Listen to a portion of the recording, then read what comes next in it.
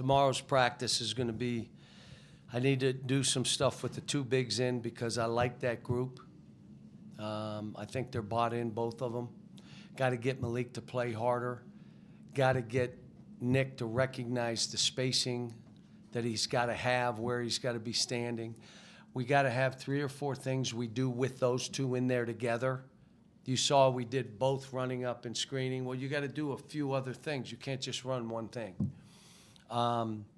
Carter, 10 rebounds. Like, that's who he should be.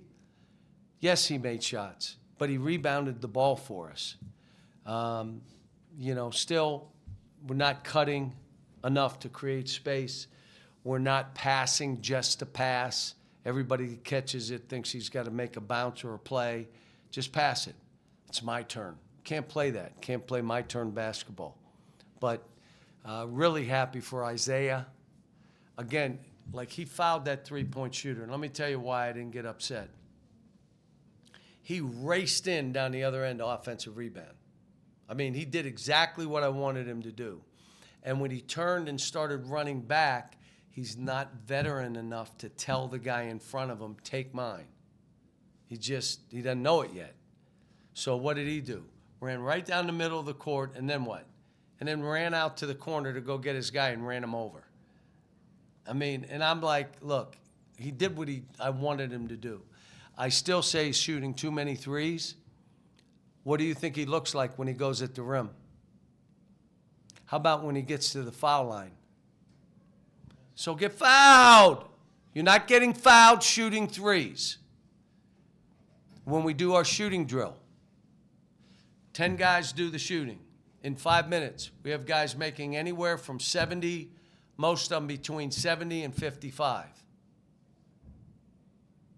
He makes 40. Why are you shooting threes? Drive the ball. But a lot of stuff. You know, I was mad at some of our turnovers. And then you look, we had 8. And I'm mad at 3. You shouldn't have any turnover. Yes, you should. So, you know, I mean, I told him after. Some of you guys, I have a vision of what you could be, and that's what I'm coaching you to. And I apologize if I'm asking too much for you.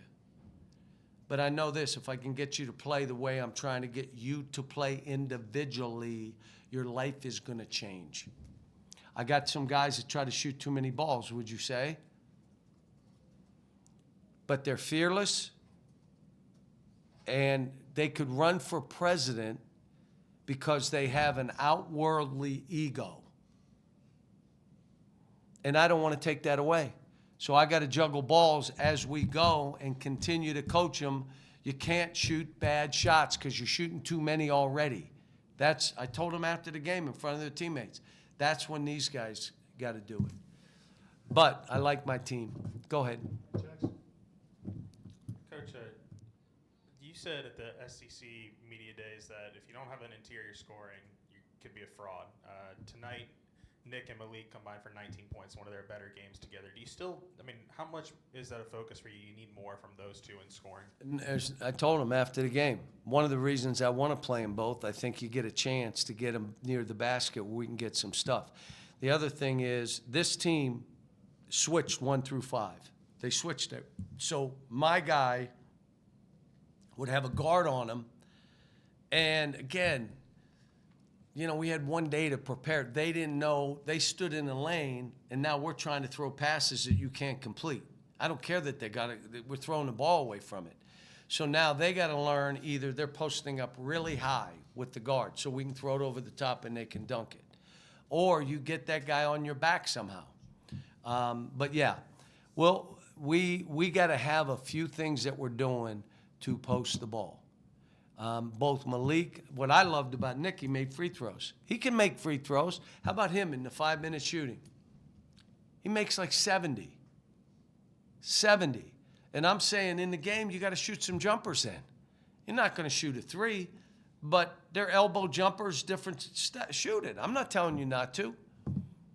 So, but you're right. game really kind of got away from them when Darius went on that run in the second half. I mean, is that just something that, like, for him, that's the final step for him right now? If he makes those outside shots, he's kind of unguardable. It No, almost feels like. I want him to try to average 10 assists a game. If he gets 10, he's going to score just playing basketball. But he's trying to get 10 assists a game. What will that do for him as a lead guard? Now they're saying this guy creates for his teammates. He can score it. He works hard on defense. But if they think you're trying to score too much, you're not really a lead guard. You're a scoring guard. He could do both, but he's got to focus more on those assists. 10 assists a game. Come on. You think about it, some of these games we played, if he had 5 more assists, you know, and again, I'm pleased with so many things because he and Malik have both taken unbelievable strides. So they've gotten to here. But boy, I'm telling you, it's been great. They got to here. How do we build on this, and what do? They listen. They both do. Yeah, you mentioned Carter a little bit. Obviously, the double-double tonight. Just how big is it for you guys and for him to have a performance like this after the Michigan State performance? Yeah, he was. I still think he's pressing too much. Just don't worry about it. Just play basketball. It's not 8th grade, so you're not being judged by points. You're being judged by, can you play basketball? Do you have a feel for this? Are you tough? Will you go rebound? All those things. He can do all those. Just lock in. And you know what? They're really hard to do, but it takes no skill. So do those, great. And then the other stuff will happen for him because he'll be confident. And that's what happened today. I was starting him even if TB played. I was going to start him. And I told Billy, I'm going to start him tomorrow. I need to get him going. He needs to be better than he's playing. And you mentioned TB there. Do you expect to have him back for Friday, or where you kind of? I don't know yet. I don't know. And then that's back-to-back games that you guys have held your opponent to under 10% shooting from the three-point line. Is it anything you guys are doing defensively that's causing them issues on the perimeter, or is it just kind of what? Well, we gave up. You saw in the first half we gave up a bunch, and that's why the game was close. But we're getting better at saying we're guarding threes. Now, we wanted to hold them to 23s attempted. They got 40. We wanted to hold them to under 6 or 7 in 20 attempts. They made 6, 5, whatever, in 40.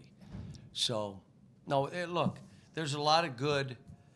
I'm not trying to get us to play perfect, but the biggest thing is they just play the game and make easy plays right now. Play the game and pass just to pass. Pass the ball, and I'll ask you guys because I know you really know basketball. You pass the ball. Why do you cut real hard when you pass to a teammate? So you can get it back. That's why most of these guys cut. How about this? You get your man away from guarding them. So you pass it and just go. Now the guy can play basketball. If you stand there, your man is in that gap standing there. Now, I used to do that because I knew he'd have to do what? Throw it back to me. I also, on guys breaking deep when I played, I threw like a slow bouncer. So the defense caught up, and then ball. And he had to give it back to me. I got all the tricks. I had them. I think 5 to 6 minutes in, you pulled Malik and Darius aside on a free throw. Do you remember what you said to him? I don't remember the situation. When was it? I think it was like a free throw 5 to 6 minutes in, and they walked over to you. 5 or 6 minutes left in the game? Into the game, to start the game. Into the game? Yeah. I can't remember. I guess how would you just assess how they played? No, I thought they're growing. At Michigan State, they played like freshmen.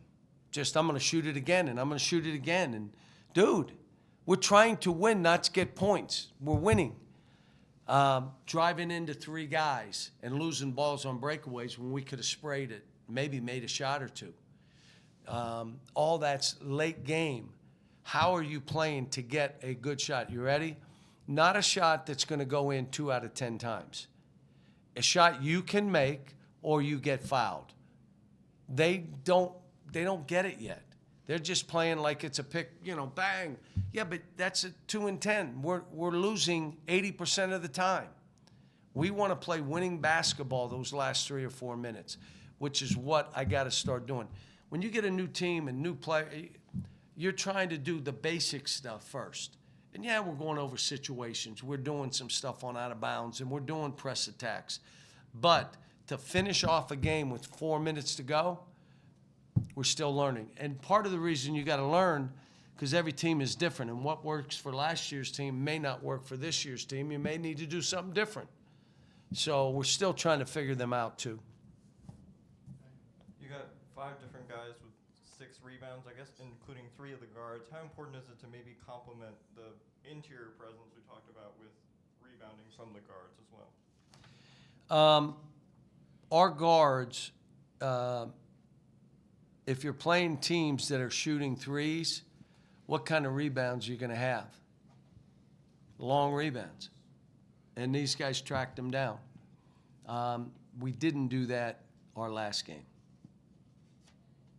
Go. You mentioned the ego. How much is that something that you prefer, and how much is that I something want him that to you be want to manipulate? fearless, and I want him to have the ego of the President of the United States, and I'm not talking this one, everyone. An outer worldly ego, yes, but not one that you're delusional, no. But you can come up with answers and you can do it and you're not afraid and you'll take a stab. I want them to be fearless that way. But they also got to respect their teammates. And their fearlessness the other guys will feed off that and they'll start playing that way. If anybody on your team is playing either fearful or tentative, then your whole team seems to play that way. But the other side I'm saying is you got to know I got to respect my team and I got to do stuff. The best play Malik Thomas made, what was it? He had the layup and he tossed it to DJ and let DJ shoot it. Can you imagine? Those are 2 points. He gave them to him. That's what you want to see. And I called him over. That may have been what I said to him. I said, do you know how big? And I told the team at halftime. Can you imagine that that's what you want to be as a team? So, all right, guys, I got to get out of here.